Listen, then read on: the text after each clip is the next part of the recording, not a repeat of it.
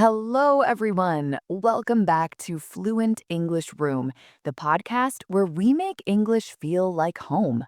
I'm Emily. And I'm Paul. We are so happy you're here with us today. Before we dive into today's topic, a quick reminder. If you enjoy learning English through real, natural conversations, don't forget to like this episode and subscribe to our channel.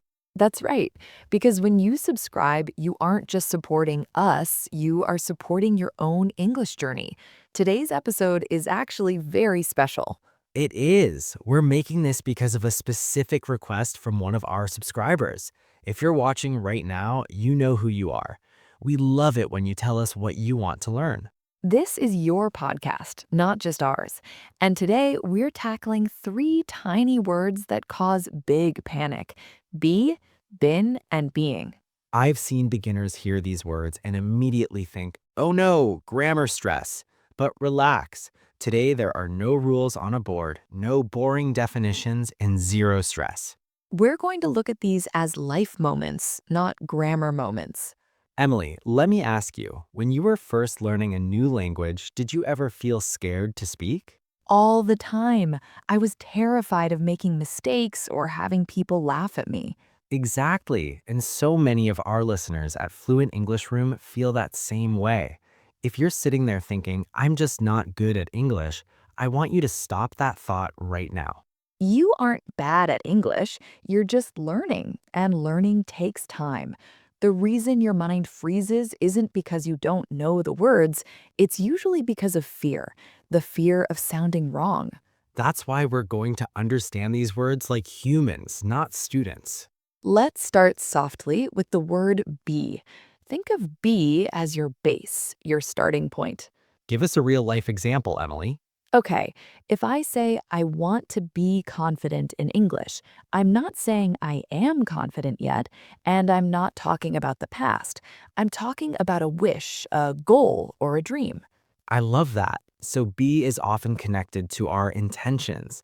It's also huge for advice. You hear it every day. Be careful, be kind, or be quiet, please. It's not a long, complicated action. It's a simple idea. If you're starting a new job, a friend might say, just be yourself. It's about your mindset and how you should act. So for everyone at home, think about your own life. Say it with us. I want to be, maybe it's successful, or maybe it's just better at English than yesterday. Now let's move forward slowly. No running. Let's talk about been. This is the one that really scares people. It does, but it shouldn't. Been is just about experience. It's the word that connects your past to your present. For example, if I say, I have been to New York, I'm not saying I'm there now, I'm saying that experience lives with me. Or think about your work week. If you say, I have been busy today, you aren't just talking about the past, you're explaining why you're tired right now. Here is the most important tip for been. It is a social word. It doesn't like to be alone. It always needs a partner like have or has. Right. You don't say, I am been tired. You say, I have been tired. It tells a story of effort and consistency, like saying, I've been learning English for 2 years. Now for the most interesting one, being. This word is all about now, this specific moment or temporary behavior. This is what we call emotional grammar. Yes, imagine you meet a friend who is usually very cheerful, but today they are silent. You might say, you're being very quiet today. That's so different from saying you are quiet. If you say you are quiet, it sounds like their permanent personality. But being quiet means it's just for now. It can change.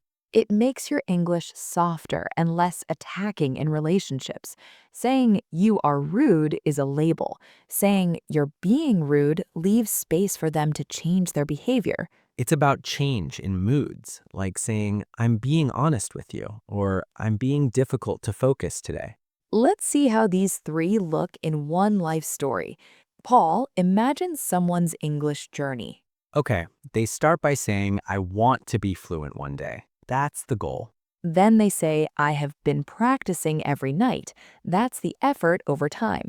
Then they say, I'm being more confident when I speak now. That's the change happening right now. See? No rules spoken, just real meaning. When you understand them like this, they stop being scary and start being useful. We have to talk about mistakes, Emily, because this is where the brain freezes up. Let's be honest, making a mistake in English is not a crime. In fact, it's a sign that you are trying. Exactly. Silence is more dangerous than a wrong sentence. If you stop talking because you're scared, you stop learning. A common mistake is saying, I am been tired. We fix that gently. Remember, been needs its social partner, so we say, I have been tired. And for being, don't forget the little words. Instead of I being happy, say I am being happy today.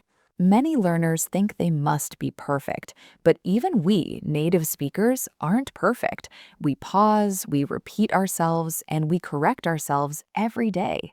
Flow matters more than perfection. Communication first, grammar later. Let's do a confidence exercise with our Fluent English family.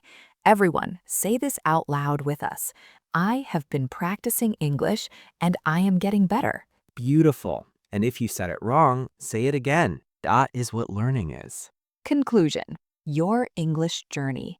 If you remember only one thing from today, let it be this. English is about connection, not perfection. B helps you express who you want to become. Bin helps you share your journey. And being helps you talk about who you are right now. You don't need to rush. Just keep speaking and keep listening. Slowly, it will all feel natural. If this episode helped you, please like and subscribe to Fluent English Room. We're here to make English simple, human, and part of your real life. We'll see you in the next one. Bye, everyone.